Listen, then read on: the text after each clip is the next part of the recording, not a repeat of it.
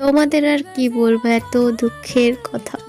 কত ভিডিও পড়ে আছে ফোনে, একটু এডিট করতে ইচ্ছা করে না। আমি নাকি ভেবেছিলাম যে ভিডিও কন্টিনিউ করব, কিন্তু বিশ্বাস করো যখনই ভাবি যে ভিডিওটা কন্টিনিউ করব তখনই কিছু না কিছু সমস্যা আসবেই আসবে।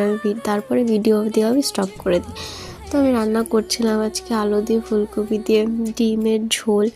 তো ফুলকপি আলুটাকে ভেজে নিয়েছি, তারপরে তেলে দিয়েছিলাম পাঁচ ফোড়ন, পেঁয়াজটাকে ভেজে তারপরে টমেটো দিয়েছিলাম।